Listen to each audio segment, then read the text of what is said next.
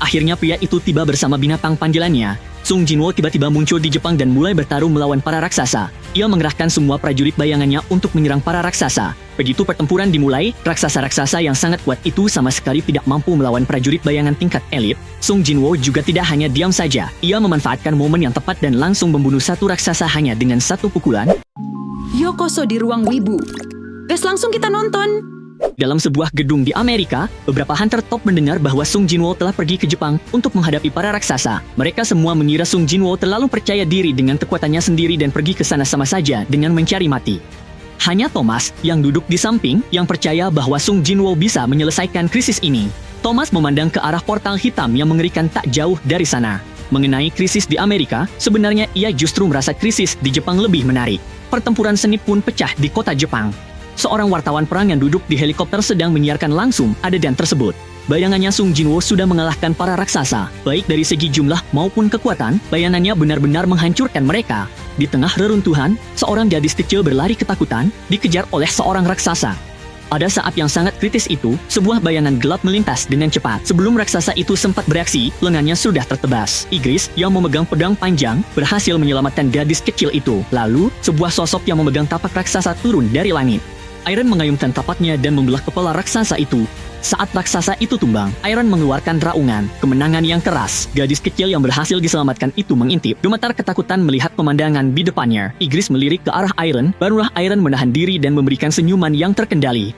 Sung Jinwo menyaksikan pertarungan itu dari kejauhan dan berpikir dalam hati. Iron memang selalu bersemangat setelah bertarung, tapi setidaknya dia melakukan pekerjaannya dengan baik. Pada saat itu, seorang prajurit mendekati Sung Jinwo untuk mengucapkan terima kasih. Sung Jinwo membalasnya dengan acungan jempol kepada prajurit pemberani itu. Melihat tidak ada orang lain di sekitarnya, Sung Jinwo menggunakan ekstraksi bayangan pada raksasa yang telah dikalahkan. Di pusat komando tempur Jepang, seorang petugas pemantau berteriak kaget, kota M berhasil direbut kembali. Tak lama kemudian, beberapa kota lain juga berhasil direbut kembali. Presiden Asosiasi Hunter Jepang tampak seperti melihat hantu, menyadari betapa mengerikannya kekuatan Sung Jinwo. Setelah mengekstrak bayangan beberapa raksasa, Sung Jinwo dengan santai menamai mereka 1, 2, dan 3. Sampai titik ini, menghadapi para raksasa ini terasa cukup mudah. Namun Sung Jinwo terus merasa bahwa musuh yang benar-benar tangguh belum muncul. Seiring berjalannya waktu, para prajurit bayangan di seluruh Jepang membantu para hunter untuk menyingkirkan sebagian besar raksasa.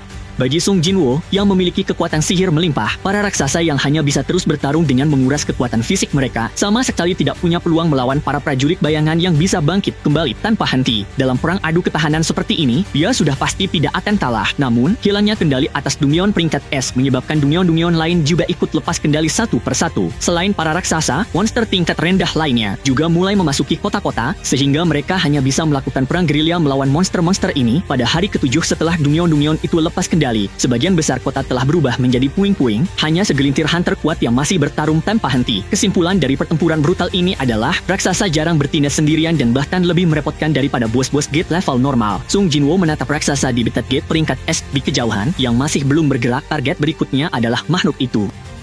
Sung Jinwo melirik hunter di sampingnya, memberi isyarat bahwa semua orang mereka sudah tiba dan mereka bisa mulai bergerak. Hunter itu tampak bingung, karena pada saat itu, para hunter lainnya belum berkumpul. Namun, yang mengejutkan semua orang, begitu dia selesai berbicara, tak terhitung prajurit bayangan tiba-tiba muncul entah dari mana di atas reruntuhan. Bahkan para raksasa yang sangat kuat itu kini telah menjadi bagian dari pasukan Sung Jinwo. Di langit, tawanan prajurit semut melayang rapat. Sementara di belakang mereka berdiri barisan prajurit bayangan elit, Us, Iron, dan Igris, sebagai para prajurit paling dipercaya Sung Jinwo. Mereka semua berlutut di hadapannya.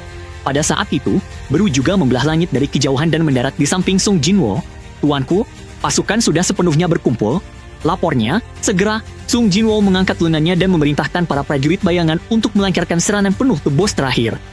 Yang pertama bergerak adalah para raksasa dan pasukan semut. Massa yang padat itu mengalir deras melewati kota, menyerbu ke arah sang raksasa. Namun, raksasa itu tetap diam tak bergerak, menjaga pintu masuk ke area teleportasi.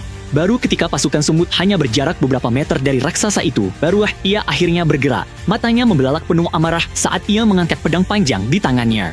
Hanya dengan satu serangan, ia menghabisi sebagian besar pasukan semut. Bahkan Sung Jinwo pun terdiam menyaksikan kekuatan mengerikan ini. Energi magis yang terpancar dari tubuh besarnya memenuhi seluruh kota pada saat itu. Tus pun bersiap untuk melepaskan kemampuannya. Seberkas api yang bisa menembus apapun melesat lurus ke kepala raksasa, sementara Iron menyerang dari samping dengan kapaknya.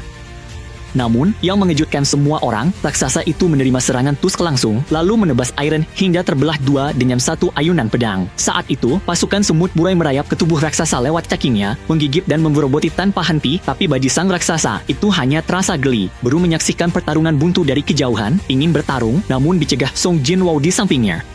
Sung Jinwoo sudah memprediksi situasi ini. Sejauh ini, ia memakai kurang dari 1/10 kekuatan sihirnya dan ingin mengamati pertarungan lebih lama untuk menemukan kelemahan sang raksasa. Seiring waktu, raksasa itu terus-menerus menghancurkan prajurit bayangan. Sung Jinwoo memperhatikan kekuatan sihir raksasa itu menyelimuti seluruh tubuhnya seperti baju zirah, sebabnya dia tidak repot bertahan. Namun, Sung Jinwoo menangkap gerakan bertahan halus. Jadi ia memutuskan mengirim 3 jenderal terkuatnya untuk menguji sang raksasa.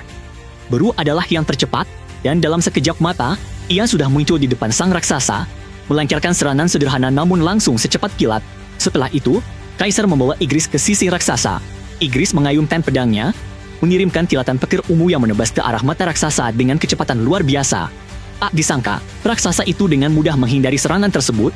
Meskipun serangan kali ini berakhir dengan kegagalan, Sung Jinwoo kini yakin akan kelemahan sang raksasa. Igris pun melancarkan serangan keduanya. Dia diam-diam mendekati raksasa itu, dan saat raksasa lengah, ia mengayunkan pedang panjangnya dan menghantam wajah raksasa tersebut.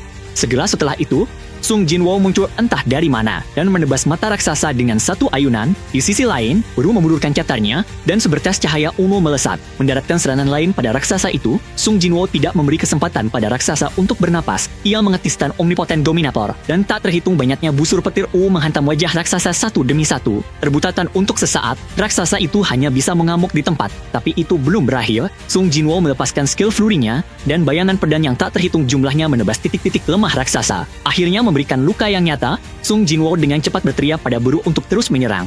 Dan Beru tanpa ragu kembali menghantam titik lemah raksasa itu. Setelah itu, Sung Jinwoo terus menggunakan skill flurinya seolah-olah tidak menghabiskan mana sama sekali. Dengan dentuman dahsyat, raksasa itu akhirnya dikalahkan dan roboh ke tanah. Sung Jinwoo berhasil membunuh Raja Raksasa dan naik level 4 kali berturut-turut. Ia berjalan mendekati Raja Raksasa dan menemukan sistem tidak memberikan notifikasi bahwa Dungeon Master telah dieliminasi. Juga tidak ada asap hitam yang muncul, sepertinya tidak ada cara untuk mengekstrak bayangan. Saat itu, suara menarik perhatian Sung Jinwoo. Ia mengangkat tangan secara refleks untuk bertahan dan menghalangi Liu Jinho yang berjalan ke arahnya. Namun, saat melihat catar belakang Beru, ia sadar itu hanya alarm palsu. Ternyata suara itu dari Beru yang membuka mulut raksasa. Yang mengejutkan Sung Jinwoo, meski raksasa itu sudah mati, kekuatan sihirnya yang luar biasa masih bisa menyembunyikan keberadaan Beru. Namun di detik berikutnya, badai sihir yang kuat tiba-tiba muncul dari portal teleportasi. Sung Jinwoo memandang ke atas dan melihat bahwa portal itu ternyata sedang menyerap sihir milik raksasa tersebut. Sung Jinwoo belum pernah menemui portal aneh seperti itu sebelumnya. Ia segera memberitahu Jinwoo untuk menunggunya di sana, dan di saat berikutnya, ia melangkah masuk. Di dalam portal itu terdapat sebuah istana raksasa, yang tampak seperti memang dibangun untuk para raksasa.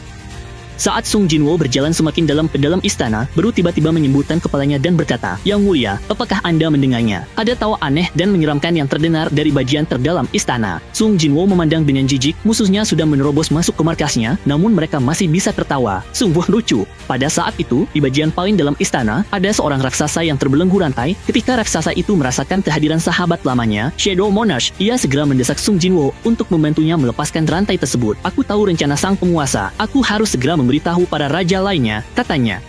Namun saat Sung Jinwoo mendekati raksasa itu, ia sadar pendatang baru itu bukan Shadow Monarch. Sung Jinwoo pun sadar raksasa ini tahu banyak rahasia. Dalam percakapan mereka, Sung Jinwoo tahu raksasa itu sebenarnya salah satu raja, yaitu Monarch of the Beginning. Ia memberitahu Sung Jinwoo bahwa para raja dan penguasa sedang mengincarnya, dan hanya dengan bekerja sama dengannya, Sung Jinwoo punya peluang melawan mereka. Untuk mendapat kepercayaannya, Monarch of the Beginning bahkan memakai kemampuan pada Sung Jinwoo, yaitu sumpah kejujuran. Begitu diterima, baik penyihir maupun penerima tidak bisa saling berbohong. Sung Jinwoo pun tanpa ragu langsung setuju. Namun, alih-alih terburu-buru membantu Monarch of the Beginning memecahkan segelnya, Sung Jinwoo terlebih dahulu bertanya mengapa ia berbeda dari para monster lainnya. Mengapa ia bisa berkomunikasi dengan manusia secara bebas. Monarch of the Beginning pun menjelaskan bahwa monster yang menyerang manusia sebenarnya adalah penghuni dunia yang kacau.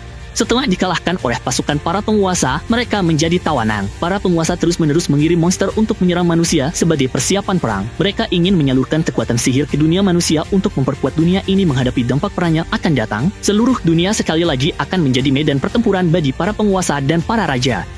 Setelah Monarch of the Beginning selesai menjelaskan, ia segera meminta Sung Jinwoo membantunya memecahkan segel karena takut para raja dan penguasa yang mengawasi Sung Jinwoo akan menyadarinya. Sung Jinwoo tidak mengerti mengapa para raja dan penguasa yang begitu kuat menargetkan dirinya. Jadi ia bertanya lagi. Monarch of the Beginning pun menjelaskan kekuatan Sung Jinwoo sebenarnya bukan miliknya sendiri. Yang membuktikan pemilik asli kekuatan itu telah mengkhianati para raja. Sekarang ia telah menjadi musuh bersama para raja maupun para penguasa. Setelah Sung Jinwoo mendapatkan informasi yang ia inginkan, ia memotong rantai yang mengikat salah satu sisi Monarch of the Beginning dan mempertanyakan apakah Monarch of the Beginning akan berpihak pada umat manusia karena efek ikatan perjanjian kejujuran. Monarch of the Beginning tidak menjawab. Sung Jinwoo menyadari bahwa melepaskan Monarch of the Beginning sangat berbahaya, sehingga ia memutuskan mengambil risiko sepenuhnya dan mengalahkan Monarch of the Beginning. Pada saat yang sama, level Sung Jinwoo naik menjadi 122 dan bencana raksasa akhirnya berhasil diatasi. Tak lama setelah kematian Monarch of the Beginning, sebuah permainan perburuan mematikan di antara para raja pun resmi dimulai dan target pertama mereka adalah Chris, seorang hunter tingkat nasional. Gimana menurut kalian? Jangan lupa like dan subscribe. Mata neh!